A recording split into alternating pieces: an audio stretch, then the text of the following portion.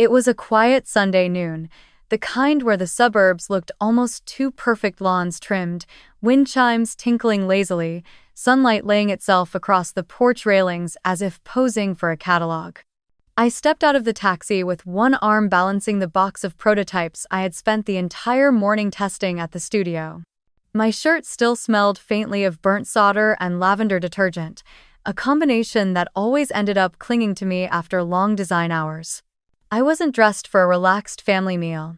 I looked like someone who had squeezed 30 hours of work into a 12-hour weekend. Which was true. The taxi pulled away before I even had the chance to adjust the strap of my bag. I took a deep breath, tightened my grip on the box, and walked up the stone steps to Grandma's front door, the place that had always felt like a small pocket of sanity in a world where everything else demanded more than I could give. The door opened before I could knock twice. Grandma stood there in her soft blue cardigan and pearl earrings, the ones she wore every Sunday out of habit rather than occasion. Her eyes went immediately to the curb behind me, then back to me, knitting into a look of confusion. "Honey," she said, tilting her head, "why did you come by taxi? Where's the Tesla I gave you for your 22nd birthday?" There was no accusation in her voice, just genuine surprise, the kind that made my stomach twist because I knew I owed her an explanation, one I wasn't ready to say aloud. I opened my mouth. "Grandma, let me explain."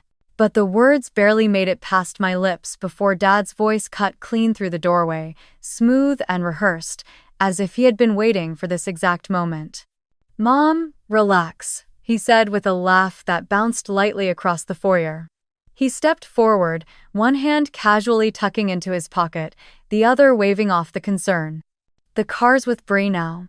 She needs it more meetings, brand shoots, collaborations. You know how it is these days.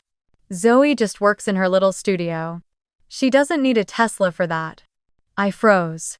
It wasn't the first time he'd diminished my work, but hearing it said so confidently, so publicly, hit differently. My fingers tightened around the box in my arms, and for a second I genuinely thought the cardboard might give way. Grandma's brows drew closer, her gaze narrowing not out of anger but calculation, as though she had just heard a sentence spoken in a language she understood far better than the speaker realized. Behind my father, Brie appeared, peeking from the hallway like she was responding to her cue. Her hair was curled, her makeup perfect in that effortless way she always bragged about online. She flashed a smile that did nothing to soften the sting of Dad's words. "It's just logistics, Grandma," she chimed in. "I'm doing a lot of content shoots lately. It makes more sense this way. Efficiency, right?" Her tone was light, almost playful. Mine would have cracked if I had tried to speak. I didn't. The silence stretched just long enough to make everyone uncomfortable, but not long enough for anyone except Grandma to fully sit in it. Her eyes moved slowly, first to me, then to Dad, then to Brie. She didn't say a word. And that silence was louder than anything else in the room. Dad cleared his throat and clapped his hands lightly as if to move things along. "Anyway," he said brightly, "lunch is ready. Mom made roast chicken and that salad you like, Zoe." I wanted to ask which salad he meant, because he always confused the one I liked with the one Brie liked. But I swallowed the thought. My throat already felt tight enough. Grandma stepped aside, resting a warm hand on my arm as I passed, steadying me in a way no one else seemed to notice. Her voice was gentle when she spoke again, but her eyes stayed sharp. "Come in, honey, set your things down. We'll talk later." I followed her into the dining room. The house smelled like rosemary and fresh bread, the way it always did when she cooked. The table was already set, water glasses shining, napkins folded into perfect triangles, dishes arranged with the kind of care Grandma put into everything she touched. But beneath the familiar warmth was a layer of tension thick enough to taste. Dad chatted about holiday plans as if nothing unusual had happened. Mom fussed over the oven temperature. Brie scrolled on her phone, legs crossed, completely at ease with herself. I sat down quietly, placing my box of prototypes beside my chair. Grandma took her place at the head of the table, smoothing her napkin across her lap with slow, deliberate precision. For a long moment she didn't speak, not even when Mom brought out the chicken. She was thinking deeply. I recognized that look. It was the look she wore only when she was about to unravel something everyone else had tried to hide. When she finally lifted her gaze, she looked straight at me again, not with pity or confusion, but with something else. Something alert. Something protective. She said nothing. But her silence was full of questions, the kind she intended to ask later when no one else could interrupt. The meal went on around us, voices rising and falling like nothing was wrong. But Grandma's mind was already moving. And, though no one else noticed it, I felt a shift in the air, an imperceptible drop in temperature, a soft rumble beneath the floorboards, the quiet beginning of something I couldn't yet name. Something that would change everything. Grandma's silence lingered with me long after the plates were cleared and the kitchen filled with the soft clatter of dishes. I sat there, listening to Bree laugh with Mom in the living room about some brand collaboration she had lined up, something involving a beach photo shoot and a new skincare sponsor. Dad was on his phone, scrolling, chiming in with the occasional distracted, "That's great, sweetheart." Meanwhile, the box of prototypes I had brought sat untouched at my feet, a quiet reminder of the work I had done that morning, work no one ever asked about. And that silence, Grandma's silence, pulled me backward, tugging at memories I thought I had already sorted and shelved. Because the truth was, this wasn't new. It didn't start with the Tesla. It didn't even start when Bri launched her social media brand. It started long before, when we were just kids, and the lines of who mattered for what had already been drawn. Growing up, I was always the quiet one. The one who sat cross-legged on the living room floor with a screwdriver in hand, taking apart old radios, broken toys, clocks, anything mechanical I could find. I didn't talk much, but I watched everything. Mom used to joke that I came out of the womb ready to fix things, and she wasn't wrong. If something jammed, squeaked, blinked, or rattled, I was the one they called. There was a kind of pride in that, I guess. But it also made it too easy for everyone to treat me like the house's silent maintenance worker instead of a child. Bree was different. She was born with a spotlight over her head. Big eyes, perfect smile, the kind of charm that made adults lean down and say, "You're going to be something special." She could talk to anyone, anywhere, about anything. Teachers adored her. Family friends insisted she had star quality. She wasn't just the younger sister, she was the designated face of the family, the one everyone saw as a future success story, long before she ever decided what success meant. The favoritism didn't come suddenly, it grew in small, almost invisible shifts. When I got a full scholarship for high school, the reaction was simple, predictable. "Good job, Zoe. You always figure things out. We knew you would." No celebration. No dinner out, no framed certificate. The message was clear. You're capable. You don't need us. When Bree asked to audition for a local theater program that cost more per month than our mortgage, the response was entirely different. Of course, Mom said, she can't miss opportunities. She's the one people see. Bri got dance lessons, acting classes, private coaching, and summer camps on the coast where girls took glossy photos in matching outfits. And when I asked, years later, how we had afforded all of that when things were tight, Mom just shrugged, "You know how it is. We make it work." Making it work always meant one thing, me. By the time I finished college and started my first job, long nights, long commutes, but finally a paycheck stable enough to breathe with, they knew exactly how to knock on my door. "Zoe, the water heater broke. We'll pay you back as soon as we can." "Sweetie, your grandma's insurance didn't cover the whole bill. Can you spot us just for a bit? Bri needs help with tuition this semester." Her financial aid didn't come through in time. Each request came dressed in urgency, wrapped in guilt, tied with a bow labeled family responsibilities.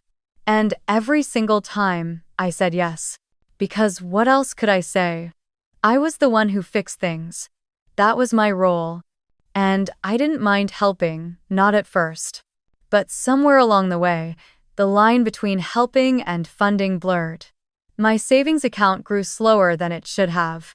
My emergency fund drained and filled and drained again. I learned to live with fewer treats, fewer breaks, fewer splurges, because someone always needed something before I could think about myself. There was only one person who noticed. Only one person who ever looked at my face before looking at what she could take. Grandma. She would sit beside me on her porch swing, brown mug of herbal tea in hand, eyes sharp even when her voice was gentle. "You're tired," she'd say. Not asked, said. And I'd shrug because admitting it felt like weakness. "It's fine," I'd mumble. "Just family stuff." That's when she told me the sentence that followed me into adulthood like a quiet guard dog, loyal and patient until the day I needed it. "You are not a bank, Zoe," she said, tapping her finger against her mug. "You are a person." I didn't understand the weight of those words then. Not fully. But I felt them. And later, I learned why she said them with such certainty. Grandma had run a small logistics business for 30 years, nothing glamorous, just trucks and routes and warehouses. But it made her smart, practical, allergic to financial irresponsibility. She believed people should take care of what they earned. She believed ownership meant something. And she despised, truly despised the way my parents conflated love with access. Taking from the one who worked the hardest to fund the dreams of the one who smiled the brightest was, to Grandma, not just unfair, it was immoral. The Tesla was my 22nd birthday present. Back then, I had just begun my first real job, half software engineering, half product design, entirely chaos. My days blurred into commutes between the studio, the small fabrication shop we partnered with, and the cramped offices of clients who wanted prototypes yesterday. I carried power banks, measuring calipers, notebooks, and 2 laptops everywhere I went. Sometimes I felt like a walking toolkit. My sneakers wore down every 3 months from all the moving. I didn't mind the grind, but I was exhausted in a way I didn't have the vocabulary to explain at 22. Grandma noticed long before I did. That afternoon, she had picked me up from my apartment after my shift, insisting she needed help choosing a new lamp. I believed her grandma was the only person who treated me as if my time was valuable, so if she asked for help, I didn't question it. But instead of driving to a home goods store, she took the freeway toward downtown. I glanced at her, confused. She just smiled like she was holding a secret in her pocket. And then we turned into the Tesla dealership.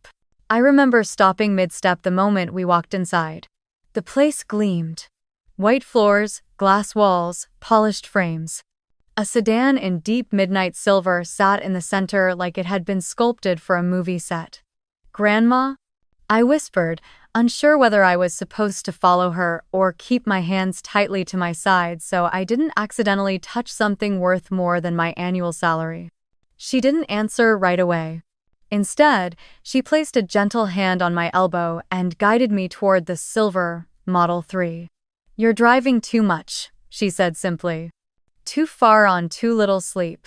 And that old car you're borrowing from your father is one spark away from catching fire." I laughed, embarrassed, but she wasn't joking.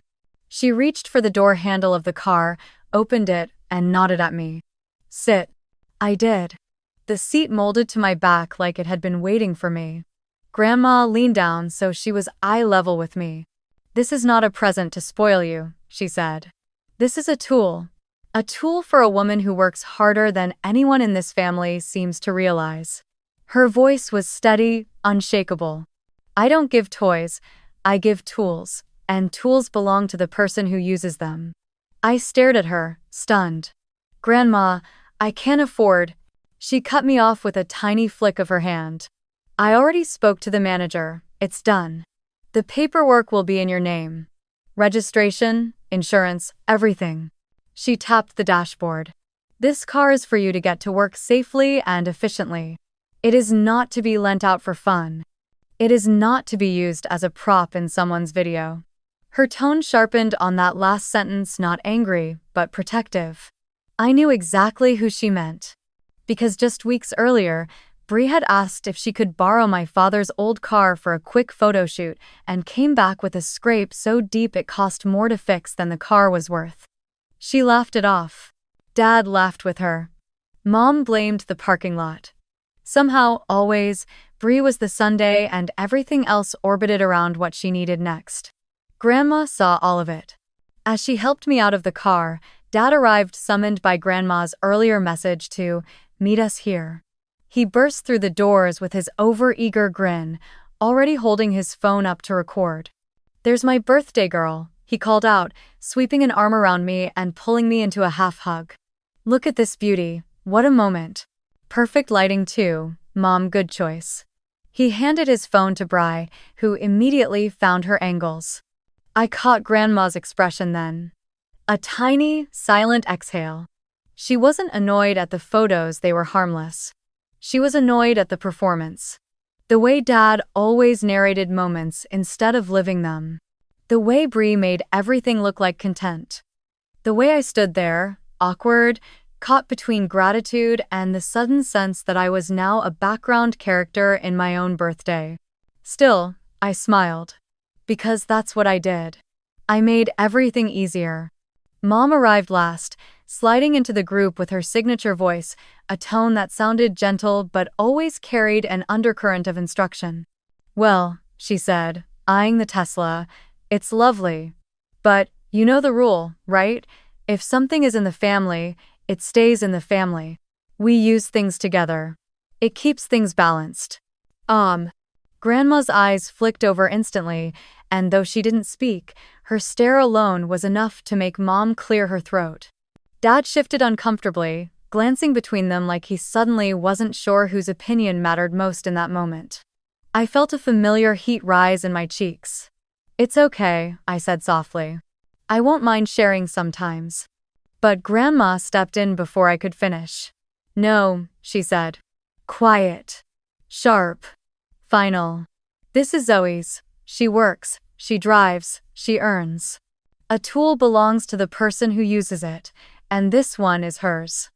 Her gaze cut through every attempt at negotiation. "We are not doing that family property nonsense today." Bree rolled her eyes but smiled sweetly, the kind of smile that always meant trouble later. "Whatever you say, Grandma. I'm just saying, it's good for us to support each other. My platform helps the family image too." And there it was. The unspoken rule that had ruled our home for years. If I built something, earned something, fixed something, it was communal. It belonged to everyone. But if Bree created something, even just a following, it was sacred. Fragile. A treasure we all had to protect and uplift. My tools were shared resources. Her platform was a holy relic. I didn't fully understand it then, not the depth of it, not the danger of it, but looking back now. Sitting in Grandma's dining room after Dad boldly claimed he'd given my Tesla to Bree because it made sense, I realized this pattern had been written long before I ever drove that car for the first time. On my 22nd birthday, Grandma had handed me the key to independence. My parents had quietly handed Bree the expectation that one day, she could take it. And Bree had accepted both without hesitation. If the day at the Tesla showroom had planted the seed of expectation, the months that followed watered it until it grew into something I didn't recognize, something tangled, invasive, quietly suffocating. At first, it was small things. Harmless things. The kinds of requests that came wrapped in smiles and urgency and the fragile tone Bree used whenever she wanted something but didn't want to seem demanding. "Zoe, can I borrow the Tesla for a video shoot? Just one afternoon. It's for a brand collab outside the city. I promise I'll bring it back tonight." Of course I said yes, why wouldn't I? It was one afternoon. Except one afternoon turned into a weekend. And then a week. Then another request. "Sis, I'm doing a beach content trip. My manager says the Tesla would make the whole set look more premium. It's just for a day by the coast." I remember hesitating for half a second, something in me tugging at the boundary I never learned to define. But Bree swooped in with her signature pout, a wounded look that made you feel like denying her was equivalent to kicking a kitten. So I handed her the key. Again. Then came the collaborations with local brands, the coffee shop, the jewelry boutique, the eco-friendly clothing line that apparently all needed lifestyle visuals with the Tesla because it adds a layer of aspirational value to the content. Her words, not mine. And suddenly, without officially deciding anything, the car was no longer really mine. It spent more nights in the parking garage of Bree's luxury apartment building than at my own place.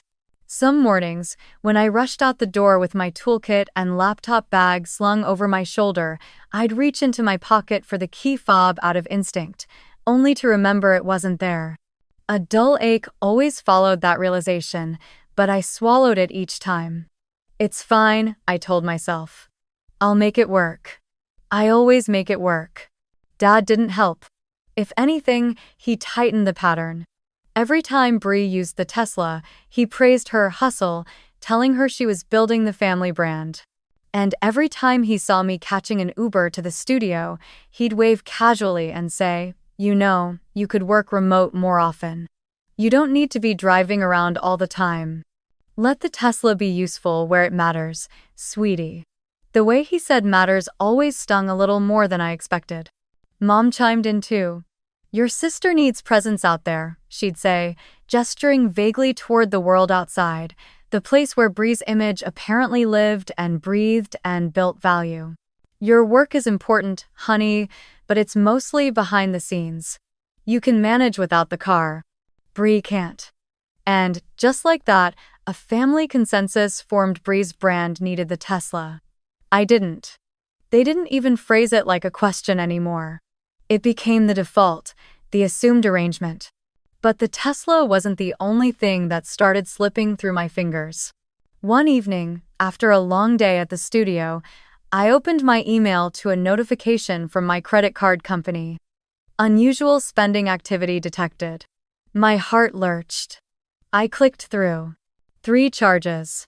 All within 24 hours. $312, Ad Boost Creator Package. $480, Campaign Testing Suite.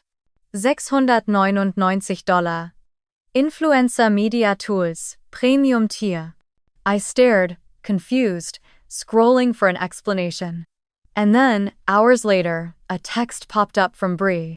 "Hey sis, hope you don't mind I used your card to run some ads. Just testing stuff for a new campaign. Promise I'll pay it back when the brand deal comes through." I remember the exact moment my chest tightened. I had never given her my credit card. But Mom had asked for it weeks prior to help Bri sign up for a workshop she couldn't afford up front. She must have saved the information. Or passed it to Bri. Or both. The logic didn't matter anymore. What mattered was how easily they used something I earned without permission, and how naturally they expected forgiveness afterward. When I confronted Mom gently about it, she waved her hand with that airy nonchalance she reserved for things she didn't consider important. "Sweetheart, it's family. We share. Don't make it a big deal. When Bri's brand grows, it'll help everyone. Invest now, benefit later." Dad nodded behind her like a backup dancer. "Exactly. Think of it as supporting her launch phase." Launch phase. Like she was a startup, and I was the uncredited investor footing the initial burn rate. I wish I could say I pushed back then. That I recognized the pattern for what it was, exploitation dressed as closeness.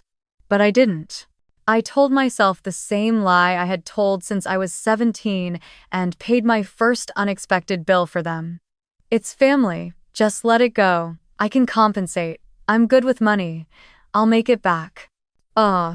But the truth was, I wasn't good with boundaries. I didn't even know I was allowed to have them. So when more charges rolled in smaller ones, then larger ones, I barely blinked. When Bree told me she needed the Tesla for just a quick content shoot this weekend, I simply nodded, hailing another ride, share app without complaint. And when my parents repeated, "Bri needs this more, Zoe. You know how important her image is." I accepted it as if it were a natural law instead of a choice they made every single day. Meanwhile, my workdays stretched longer. My commute became slower. My fatigue grew thicker. And Bree's life got easier, shinier, cushioned by tools she didn't earn but claimed effortlessly, as if their purpose was always to orbit her. If someone had asked me then why I didn't say no, I wouldn't have had an answer. Because it wasn't one decision, it was 1,000 tiny concessions, strung together like beads on a string I didn't even realize I was holding. But Grandma had noticed. She always noticed. And though I didn't see it yet, the day she saw me step out of that taxi had already set something into motion, something seismic, slow, and inevitable. A shift I could feel, but hadn't yet learned to name. The first real crack in the facade didn't come from a fight, or a dramatic confrontation, or even one of Bree's careless demands. It came quietly, an email notification that slid into my inbox on a Thursday evening while I was tightening the last screws on a prototype. The subject line read, "Business credit limit reached. Action required." At first, I assumed it was a mistake. I barely used that card except for materials and the occasional equipment rental. My expenses were predictable, boring, structured. So I opened the email with the relaxed curiosity of someone expecting a glitch. But as the page loaded and the numbers stared back at me, red, bold, urgent, something cold and startling slid down my spine. My business credit balance was nearly maxed out. Worse, none of the charges were familiar. Digital marketing packages, influencer media bundles, event space rentals, boosted content campaigns. Not one of those transactions had my approval on it. My breath caught in my throat, and for a second the world around me, my tools, my sketches, my half-finished devices felt strangely far away, as if I had been dropped into someone else's life without warning. I clicked through page after page of statements, scrolling, my pulse climbing higher with every unfamiliar vendor. I saw charges from platforms Bree used for her brand, names of studios she rented for photo shoots, subscription services tied to creator analytics dashboards. And then, like a knife twist, I saw one charge labeled Harborloft Studio, Premium Suite Booking.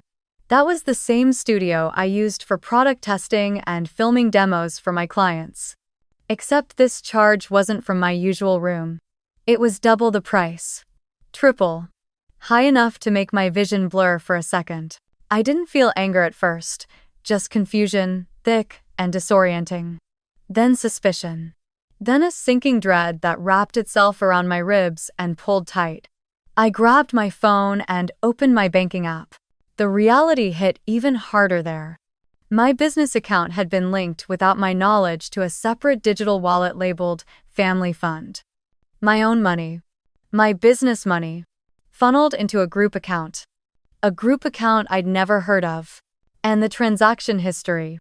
I swallowed hard as the truth assembled itself in front of me. Ads. Bree's production costs. Studio rental for her video shoots. Paid brand consultations. Skincare samples for content review. Lighting equipment. Wardrobe pulls. And a single, enormous payment to a marketing agency contracted to elevate holistic family image through targeted growth strategies. Family image. There it was again, the word that had been twisted so many times it no longer resembled love but obligation. A currency I was expected to supply endlessly without ever being asked if I had anything left to give. I called Mom. The moment she picked up, her tone told me everything. Cheerful. Busy. Completely unconcerned. "Oh, sweetie. Did you see the new video Bree posted today? It's doing great." "Mom," I said quietly, too quietly. "Why is my business account linked to something called Family Fund?" There was a beat of silence, then a dismissive exhale. "Oh, that. Yes, Bree and I set that up a while back. It made things easier for covering her content expenses, so we didn't have to chase you for card numbers every time. You were always so busy, so we just streamlined it." Streamlined it? My voice cracked not with volume but with disbelief. Mom, that account is for my studio. My work. My clients. You used my business credit. To help the family, she cut in. And you know Bry's brand helps all of us. Think of it as cross-investing. You're always saying you want everyone to support one another. Well, this is how we support her. And once her brand fully takes off, we'll transfer everything back, she promised. She promised. That was supposed to reassure me. But the numbers on my screen didn't lie. Nor did the notification that another charge had just come in a 4-figure invoice for creator event venue rental. My rent for my own studio was due in 3 days, and the balance left wouldn't cover it. I hung up without saying goodbye. The moment the call ended, something in my chest cracked, not a dramatic shatter, but a quiet break, like the first split in a dam that had been holding back too much for too long.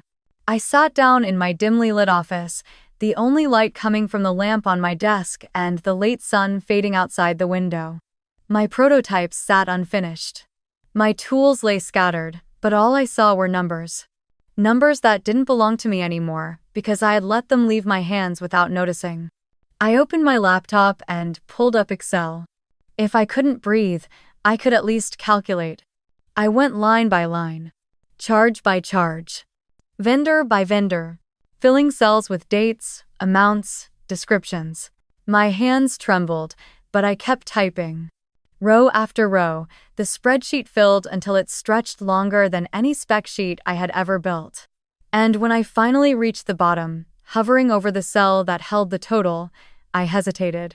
Some part of me knew pressing enter would change something, would make it real. I pressed it anyway. The number appeared. A figure so large it made my stomach twist sharply, violently. I leaned back in my chair, gripping the edge of the desk as nausea rolled through me. It wasn't just the debt. It wasn't even the betrayal. It was the realization, the crushing, undeniable truth that I hadn't just lost my Tesla. If I kept quiet like I always had, if I kept fixing things silently like they expected, I could lose the business I had built with my own hands. This was the first real bottom. The place where the familiar comfort of being useful turned into a cage.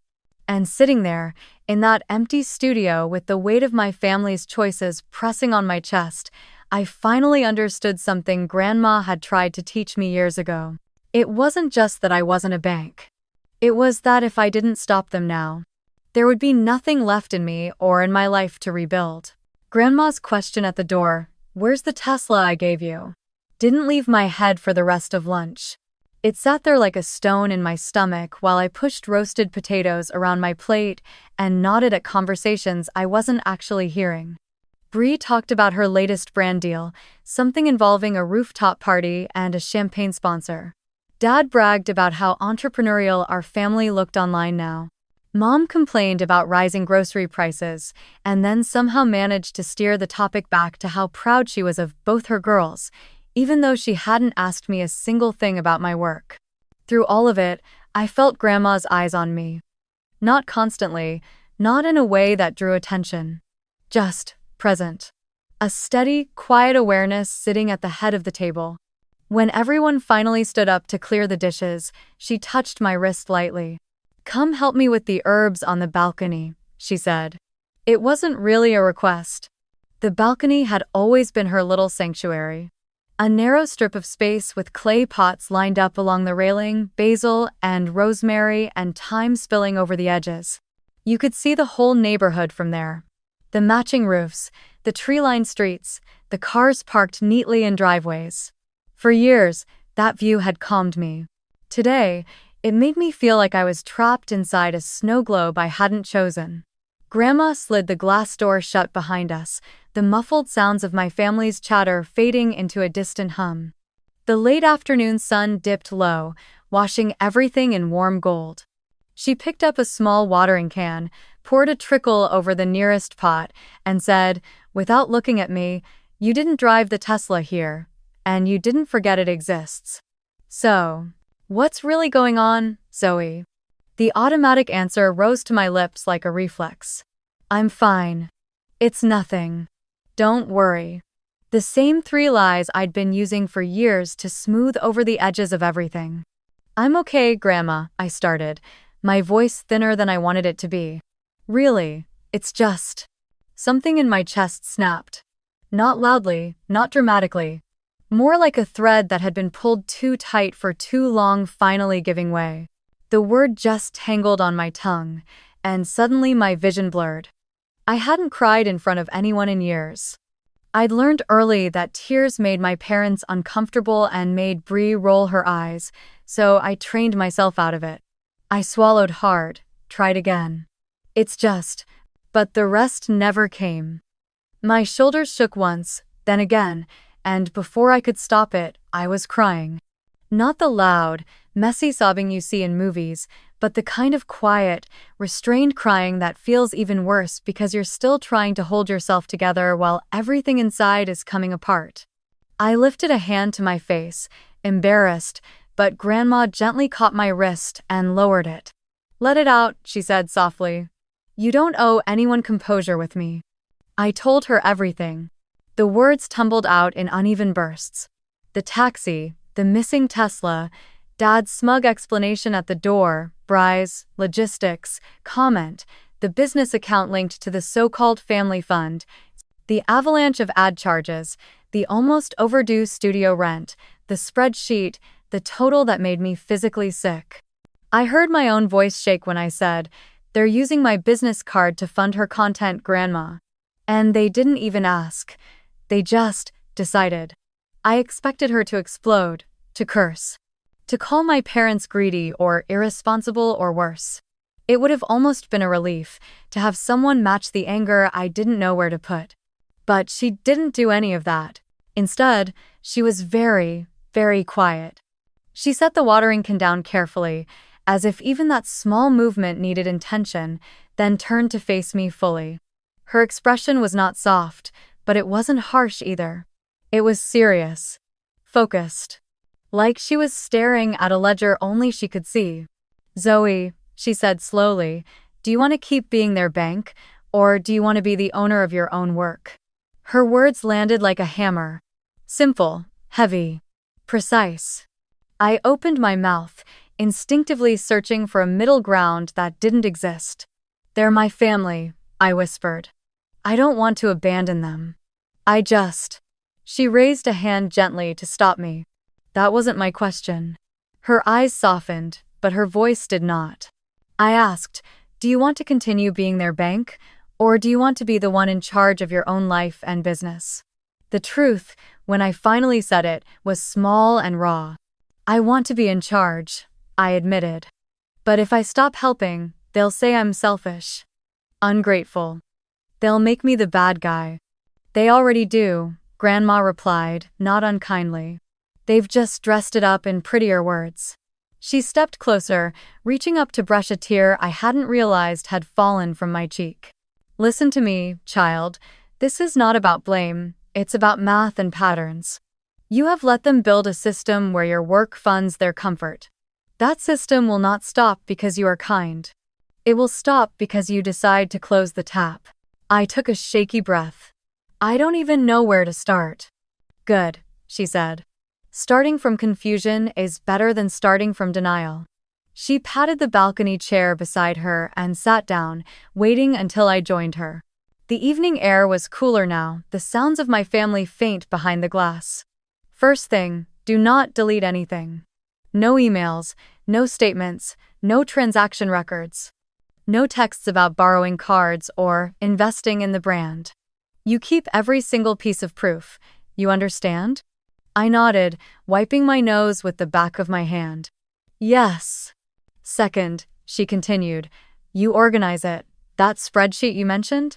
Good. Expand it, print it, back it up. You are an engineer. Treat this like a system failure analysis, because that's exactly what it is." Her eyes glinted, a hint of pride breaking through the sternness. "You document the failure." For the first time that day, I almost laughed. It came out more like a shaky exhale, but it was something. "That's the most grandma thing you've ever said," I muttered, and she smiled faintly.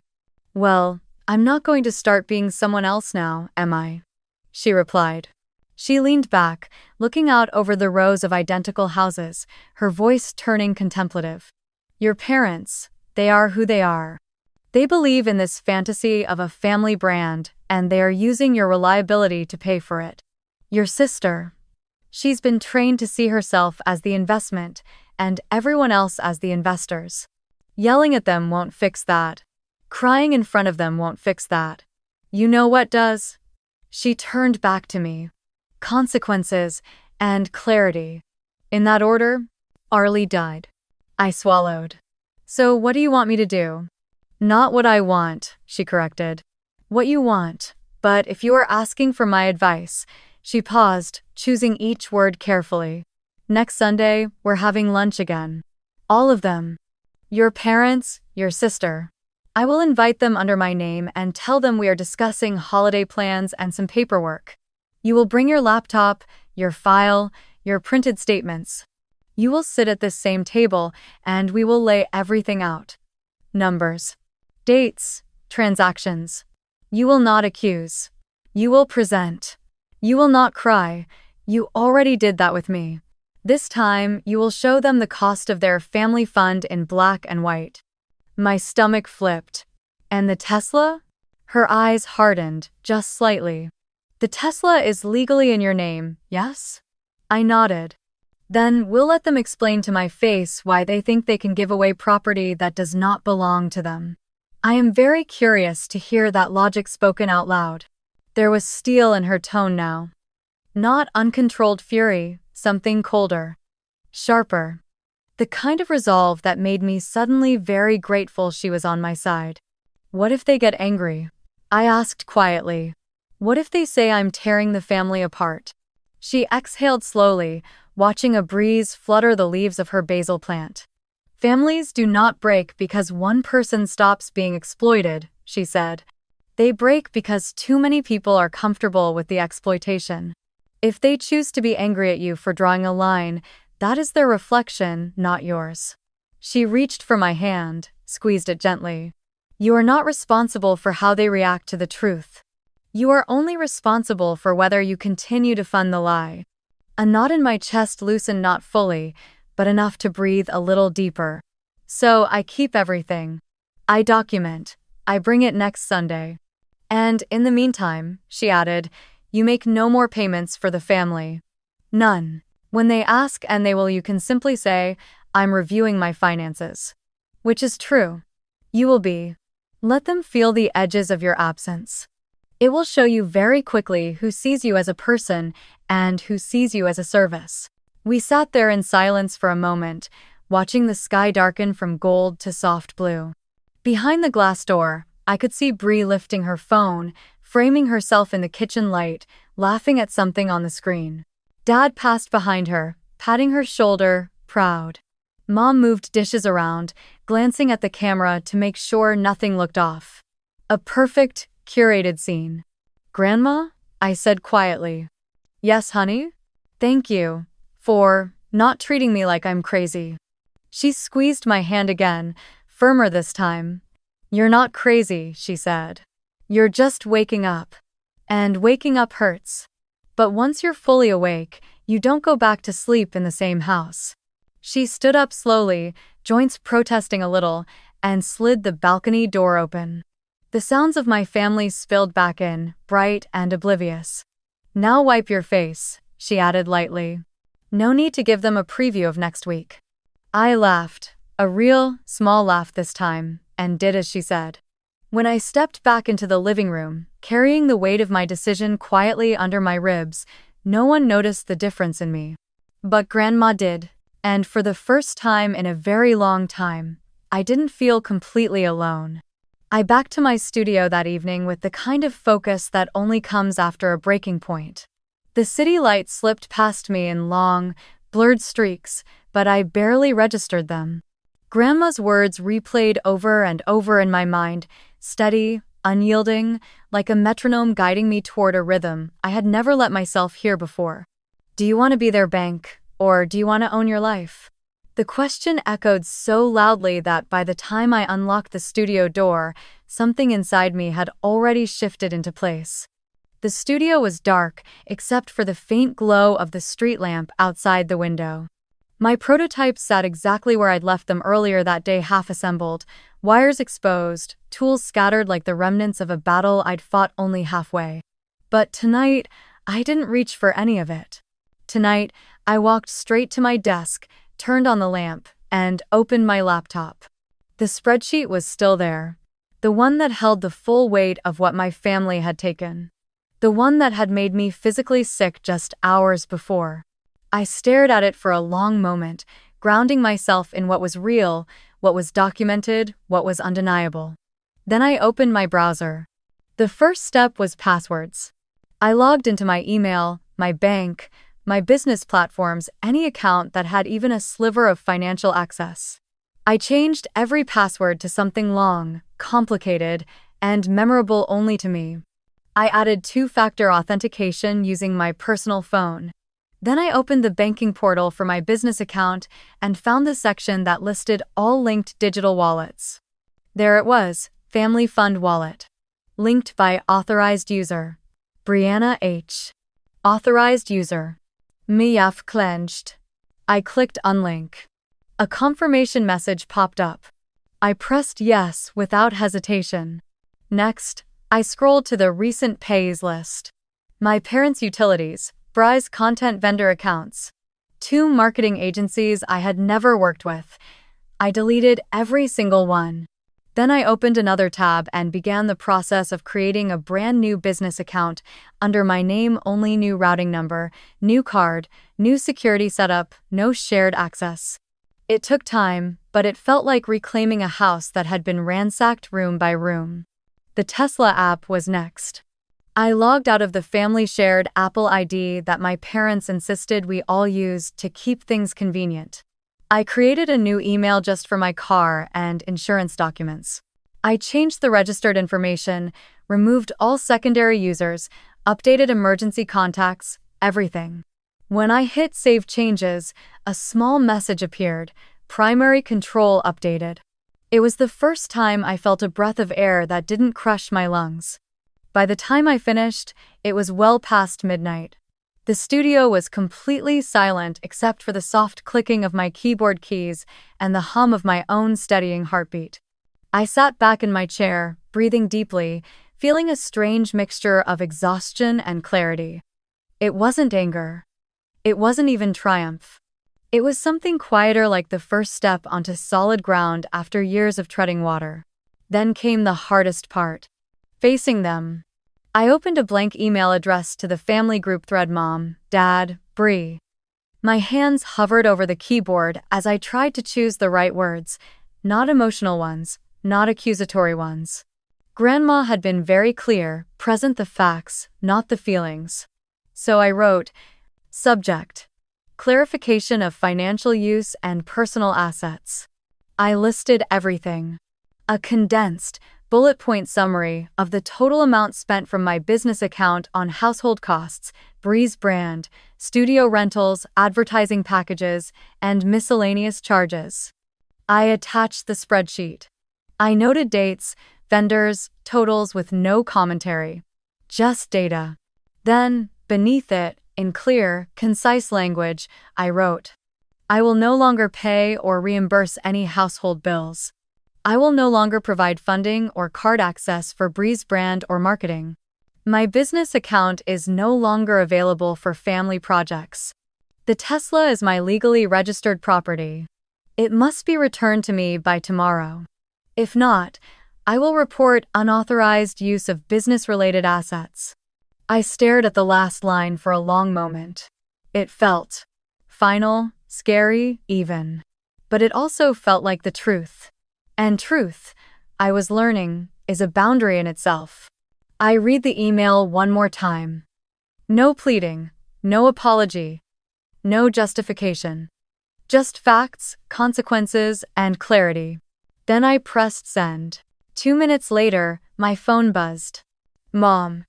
Zoe, what is this nonsense? Are you serious? After everything the family has done for you?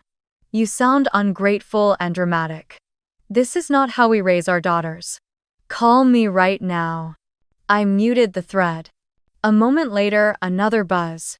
Bri, over a car? Seriously? Grow up. You're embarrassing yourself. I muted her too. Then Dad chimed in with his classic conflict avoidance style. Dad, everyone calm down. Let's all take a breath. There's no need for threats. We can talk this out as a family. Zoe, honey, don't do anything rash. Rash. As if protecting my own income and property was irrational. As if what they had done was normal. But I didn't reply.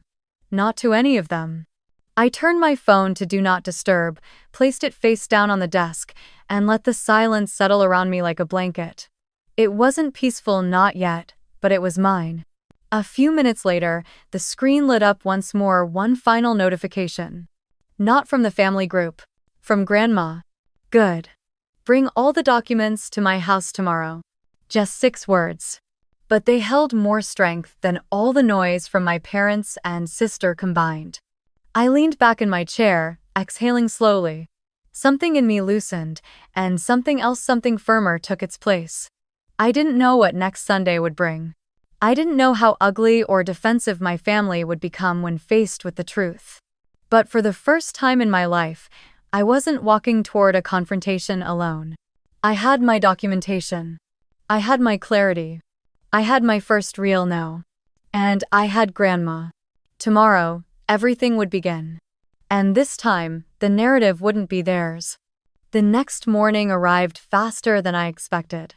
I barely slept, images of spreadsheets, transactions, and my mother's angry messages looping behind my eyelids like a broken reel. But beneath all that noise was something steady, a kind of grounding I hadn't felt in years. Grandma's final text echoed in my mind. Good, bring all the documents to my house tomorrow. There was no question of whether I would go. Only how everything would unfold once I did. I arrived early, carrying my folder of documents, a USB drive, and the printed Excel sheets tucked neatly inside a binder. The air outside was crisp, a thin layer of frost dusting the bushes along Grandma's walkway. Her house looked exactly as it always did, warm, orderly, deceptively peaceful. But today, something about it felt different. As if the walls themselves knew they were about to witness the truth being spoken out loud for the first time in years. Inside, Grandma had already set the dining table, not with food, but with paper. Stacks of it. My printed spreadsheets sat on one side, clipped neatly. And beside them lay a thick binder with colored tabs: blue, green, red, yellow. Legal documents. Contracts. Statements. At the head of the table rested her reading glasses and a small leather notebook she only brought out during serious conversations. Dad arrived next, still trying to look unfazed, but the tightness in his jaw betrayed him. Mom followed close behind, her purse clutched like a weapon, already brimming with indignation. Bree strolled in last, wearing oversized sunglasses despite being indoors, her phone raised as she filmed a quick update for her followers about her busy family day. She didn't notice Grandma silently watching her through narrowed eyes. When everyone finally sat, Grandma folded her hands neatly in front of her and spoke in a tone that carried effortlessly across the room. Thank you all for coming. I told you we'd discuss holiday planning and some paperwork. Mom wasted no time. Mom, she began sharply, turning toward Grandma but pointing subtly at me. Before we get into anything, I need to say this. Zoe has completely overreacted. She's making a mess out of nothing. Bree only borrowed the Tesla a little bit, and everything she spent was for the family's image. She's making us sound. Grandma lifted one hand. Just one. Mom stopped mid-sentence, her mouth hanging open like a puppet whose strings had been abruptly cut. We are not here, Grandma said, her voice calm but carrying an unmistakable edge, to perform the same script we've been performing for years. We are here to look at facts. She reached for the first stack of papers, my Excel printouts, and tapped the top page. These are numbers. Not opinions, not exaggerations, numbers. She slid the first sheet toward the center of the table. Zoe, she said. Read the total. My throat tightened, but I obeyed. I looked down at the figure I had triple-checked at midnight. When I spoke, my voice wavered only slightly. The total used from my business account, personal cards, and savings to cover household expenses, Bry's brand expenses, ads, studio rentals, and related fees. I swallowed hard. It's $42,891. Silence detonated like a bomb. Mom blinked once. Twice. That can't be right, she whispered. Bree, you didn't? But Grandma didn't give her the chance to rewrite the narrative. She picked up the sheet, held it between her fingers, and read the number aloud slowly, clearly as though announcing a verdict. $42,891. Dad shifted uncomfortably. Bree stopped recording. Grandma then set the paper down with deliberate precision. And now, she said, we will call this what it is. She looked from Dad to Mom to Bry. It is theft by usage. Whether or not you intended harm, you used what was not yours. And you allowed Zoe's hard work to fund your comforts without her consent. Mom gasped. Theft? Mom, you're being dramatic. We were supporting our daughter's career. Bry's platform is for the family. Grandma raised her hand again. Stop. Her voice was firm enough to slice through the air. I am done with excuses. Zoe is the only person in this house who earns her own money. And you three have been draining her like she is a bottomless well. She is not your well. And she is not your bank. Dad opened his mouth, perhaps to defend himself, but Grandma held up another document, a will, from the look of it. Before this gets any more emotional, let me explain something I have kept to myself for several years. Mom's eyes narrowed. Dad stiffened. Bry's phone slowly lowered onto the table. Years ago, Grandma said, laying the document flat, I noticed a pattern in this family. Favoritism, financial irresponsibility. A tendency to treat Zoe's achievements as convenient and Bree's image as essential. She sighed, almost sadly. So I created a family trust. Dad blinked. A what? A trust, Grandma repeated, a legally binding structure meant to protect certain assets from misuse. She pulled forward the binder with the colored tabs. Inside this trust, she continued, flipping open to the first section, are three major assets. The Tesla Zoe drives, the small lake house that's been generating rental income for years, and a portion of the stock in our family logistics company. Dad looked as if someone had drained the blood from his face. Mom's eyes widened. But we thought, Mom, you told us. I told you enough, Grandma replied, but not everything. Because if I had, you would have found ways to twist it for your own benefit. Then she dropped the first twist like a stone into still water. The primary beneficiary of that trust, she said, tapping the page, is Zoe. My breath hitched. Dad's chair creaked as he leaned back, stunned. And you, Grandma added, turning to Dad, were never the owner of those assets. You were simply the temporary trustee, someone who manages the trust until the beneficiary is ready. By a manager, she emphasized, not a decision maker, not a distributor, and certainly not someone with the authority to give away property that does not belong to you. Dad's lips parted. I didn't know. You didn't ask, Grandma corrected sharply. Before he could recover, she delivered the second twist, the one that changed everything. When Zoe sent me those spreadsheets, Grandma began, I contacted my attorney, and for the last week, we have been restructuring the trust. I met. Dad swallowed. Mom, what are you saying? I am saying, she replied with chilling calm, that, as of yesterday, you are no longer the trustee. Mom's hand flew to her chest. What? You removed him? Just like that? No, Grandma said. Not just like that. I removed him because he misused his position, failed to protect the assets, and enabled financial exploitation of the trust's rightful beneficiary. She slid a new document toward me. It had my name at the top. Successor Trustee, Zoe Harper. My vision blurred for a moment. Grandma continued, voice unwavering. Effective immediately. 1. Zoe has full control over the Tesla. No one else is authorized to drive or possess it. 2. Zoe now has direct access to all rental income from the lake house. 3. Zoe is exempt from any familial financial obligations unless she chooses otherwise. 4. The amount taken from her business account will be repaid deducted directly from your severance package, David. Bye. Dad's head snapped up. My severance? I am stepping down from the company board next quarter, Grandma said. But before I do, I am restructuring leadership. Your position now includes mandatory restitution to Zoe for the funds misused.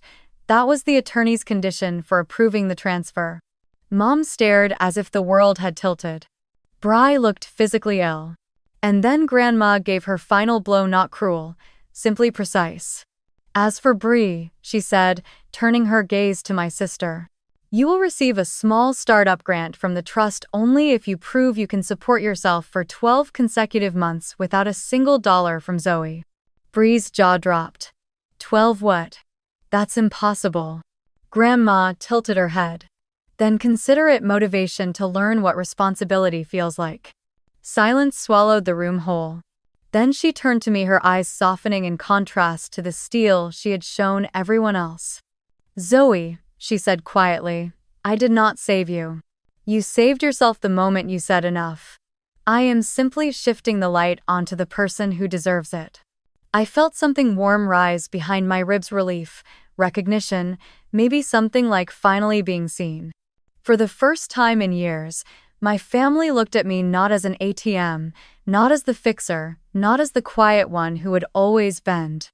They looked at me with shock, with dawning comprehension, with the realization that the balance of power had changed. Not because I fought them, but because I finally stopped letting them fight me. In the days that followed Grandma's family meeting, the atmosphere around my parents' home shifted like a pressure system after a storm. Nothing exploded, no shouting matches, no dramatic walkouts, no police cars or slammed doors. Instead, everything crumbled in that eerily quiet way paper disintegrates when left in water, slowly, softly, but completely. Dad was the first to feel the consequences. 2 days after the meeting, he was called into the office of the family logistics company. Grandma hadn't been dramatic about it, she simply did what she said she would. She presented the board with the trust restructuring, the financial misuse, and the conflict of interest violations. She didn't embellish or shame him, she just delivered facts the same way she had delivered them at the dining table. And facts, when laid bare, have a way of cornering people more effectively than any argument. He didn't lose his job immediately, but he was removed from his managerial role. His bonus was revoked, his influence evaporated. And within a week, his duties were redistributed to people who actually understood logistics instead of family branding. The subtext was clear: he wasn't trustworthy with authority he didn't earn. For the first time in decades, Dad had to look for real work. I heard through Grandma because he certainly wasn't going to tell me that he spent hours scrolling job sites, irritated and frustrated but too proud to admit it. His world had been built on the assumption that everything he had was secure, inherited, or owed. Now, without Grandma's leverage propping him up, he stood on shaking ground for the first time. Mom's reaction was louder, but in a digital way. She took to Facebook like a bird shrieking after its nest had been disturbed. Long, vague posts about betrayal from within, and children losing respect for tradition. Dramatic memes about ungrateful offspring. Photos of Bri with sad captions about supporting my baby during tough times. She never mentioned my name directly, but the implication was clear enough for her online circle: I was the villain. The comments rolled in sympathy from acquaintances, passive-aggressive notes from distant relatives, the usual mixture of validation and gossip that kept people like my mother emotionally fed. She reveled in the attention, her martyrdom neatly packaged behind curated angles and pity-seeking stories. And though a younger version of me might have been devastated, this time it barely grazed me. I knew the truth. And so did Grandma. So did my bank account. So did the legal documents with my name on them. Then there was Bree. Her fall was the quietest but perhaps the most transformative. Without access to my funding streams, the family fund she once treated like a bottomless vending machine evaporated overnight. She tried to keep up appearances, at first posting her usual glam routines, filming videos in her luxury apartment. But maintaining that lifestyle without financial backing proved impossible. Within a month, she broke her lease. She moved into a smaller apartment, one without rooftop access, without marble countertops, without the aesthetic she'd built her brand around. And for the first time, she had to figure out what content looked like when it wasn't sponsored by someone else's money. She messaged me once during that time. A short, clipped text. I didn't realize how much things cost. I didn't reply. Not because I was cruel, but because growth often requires silence from the person you used to lean on.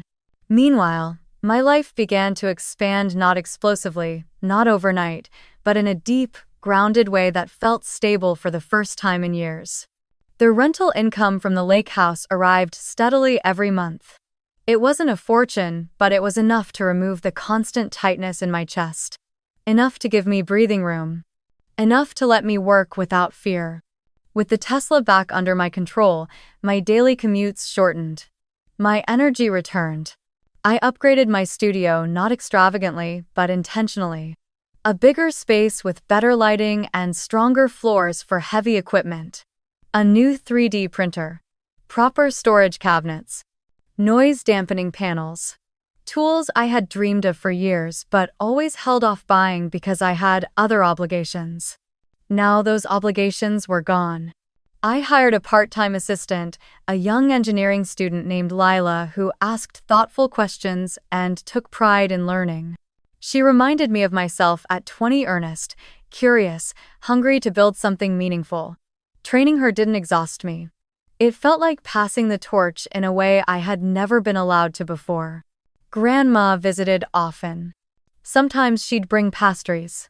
Sometimes she'd bring tea. Sometimes she'd bring nothing at all except her presence. One afternoon, she walked in holding a small newspaper clipping. Without saying a word, she pinned it to my studio fridge. Local female founder revitalizes small hardware design firm. There was a picture of me beside one of my prototypes, smiling, unaware the photo was being taken. The article wasn't long, but it was kind, and it captured something true, that my work had value. That I wasn't just a background character in my family's narrative. Grandma brushed a strand of hair behind my ear and said, "That one deserves to stay up." I realized then something important: the story we had just lived wasn't a revenge tale. It wasn't about humiliating my family or winning against Bree or punishing my parents. It wasn't even about the money, not really. It was about release. About stepping out of the role they had cast me in: quiet fixer, uncomplaining provider, invisible backbone. About choosing myself without apology. Nothing about my rise felt triumphant in the stereotypical sense. I wasn't popping champagne or flaunting my regained independence. I wasn't laughing at my family's distress. In fact, the oddest part was that I felt compassion. Not enough to let them back into my finances. Not enough to erase the past. But enough to see their downfall not as my satisfaction, but as the natural consequence of systems that collapse when they lose the person holding them up. One evening, while locking up the studio, I caught my reflection in the glass door. For the first time, the person staring back didn't look tired, or guilty, or small. She looked steady. Self-owned. Unburdened. Not because she had destroyed anything, but because she had finally stopped letting everything destroy her. And as the late sun dipped behind the buildings, painting the sky in soft gold and blue, I felt something I had been chasing for years. Not justice. Not revenge. Not validation. Freedom. Pure, quiet, earned freedom. A year passed, not suddenly, not dramatically, but with the kind of slow, steady change that reshapes a landscape without anyone noticing until the season has already shifted. If the family meeting had been the earthquake, the months that followed were the aftershock: smaller tremors, subtle cracks, quiet adjustments. And somewhere in the middle of all that, life began to settle into a different rhythm. One that finally, miraculously, felt like mine. My relationship with Mom didn't collapse completely. It changed shape. She still called once a week like she always had, but the topics now hovered gently around weather, neighbors, her garden, the slight ache in her knee, what she saw on the morning news. And I let it be just that. I didn't offer money. She didn't ask for it anymore, not openly, not once the trust documents became common knowledge. She still carried some resentment, that wounded, mother, energy, but she'd softened too. Maybe because she realized pushing harder would only widen the distance. Maybe because she knew now that my silence was no longer the silence of surrender. Dad surprised me more. Every so often, he would stop by my studio on his way home from work, real work, at a new company where no one cared about family image or legacy. The first few visits were painfully awkward. He kept his hands in his pockets. He complimented things that didn't need complimenting. He cleared his throat too often. But he always bought something small: tools, desk organizers, even a prototype lamp I hadn't intended to sell, and he always paid full price. No discounts, no assumptions. Once, when I tried to give him a 10% break, he shook his head. "No," he said quietly. "That's not how we're doing things anymore." It wasn't an apology, but it was real. And sometimes, real is enough to begin again. Bree took the longest to adjust. Losing her lifestyle hit her hard, and for a while she disappeared almost entirely from social media. I didn't check in. I didn't offer help. Growth is uncomfortable, and hers was years overdue. But slowly, almost reluctantly, she found her footing. She started doing smaller projects. Genuine ones. Collaborating with local businesses, shooting videos from her apartment using natural light instead of rented studio sets. She created content that felt less like a performance and more like effort. And sometimes, on quiet afternoons, she would stop by my studio to buy a product as a birthday gift for a friend or a thank you present for a client. She always paid the exact listed price. Once, she even asked me, shy in a way I had never seen, "Do you think I could make something like this someday?" It wasn't a request for money or tools. Just curiosity. Possibility. For the first time, I saw the version of her that might have existed if she'd ever been taught self-reliance instead of entitlement. And as all of them shifted, I shifted too. I learned the simplest truth of all. Saying no will always look like betrayal to the people who benefit from your yes. But no gave me things I never realized I'd lost. Sleep. Peace. Time. Room to breathe, to create, to exist without constantly calculating how to compensate for someone else's choices. Saying no didn't destroy my family. It destroyed the illusion that I owed them every piece of myself. Grandma visited more often than anyone else. She would walk into the studio with a bag of pastries or a stack of magazines under her arm. Sometimes she brought nothing, just herself and her sharp eyes and her quiet pride. She wasn't the type to hover or smother. Instead, she observed. She celebrated small wins. She pinned little successes to my fridge like badges of honor. One day, she placed a new clipping next to the first newspaper article she'd posted months earlier. Local founder expands workshop, hires 2 more women in tech. She tapped the headline with her finger. "Keep this one, it's my favorite so far." People often imagine elders as rescuers or magicians, kind figures who swoop in with money or wisdom or forgiveness. But Grandma wasn't that. She wasn't a fairy godmother. She didn't fix my life. She didn't make my boundaries for me or shout at my parents on my behalf. She simply recognized the moment I finally stood up for myself and used her power to reinforce the line I drew, not erase it. Because real love doesn't overstep your boundaries. It stands with you while you build them. There's an image of her I'll never forget, the one that still sits in my mind whenever I lock the studio door at night. It was late November, the first hint of winter hanging in the air. I had just finished packing up for the day when she stepped into the workshop, her cheeks pink from the cold. I tossed her the Tesla keys, and she laughed. "Driving again, are you?" I teased. "You bet your life," she answered, sliding into the passenger seat as if she'd done it 1,000 times.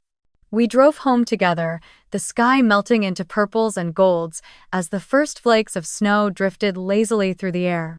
Halfway down Maple Street, she rested her hand over mine and said, almost like a secret, "Love is not letting people spend what you never offered them." The words settled deep inside me, like a truth I'd been circling for years but only now had the language for. Later, as I dropped her off at her front porch, she turned back, looked directly at me, and smiled the kind of smile that carries decades of knowing behind it. "You've built something good, Zoe. Not just a business, a life. Don't hand it away again." When I got back to the studio, I hung my keys on the little hook I'd screwed into the wall. A simple wooden tag dangled from the ring, burned with the words, "Work, not worship." I turned off the lights one by one, watching the warm glow shrink gently until only a soft strip of gold spilled through the doorframe. For the first time in my life, closing the studio didn't feel like shutting something down. It felt like stepping into something I had created entirely on my own terms. And as I pulled the door closed, my hand lingering on the cool metal for a breath longer than usual, I realized the story wasn't about breaking free from my family. It was about finally returning to myself.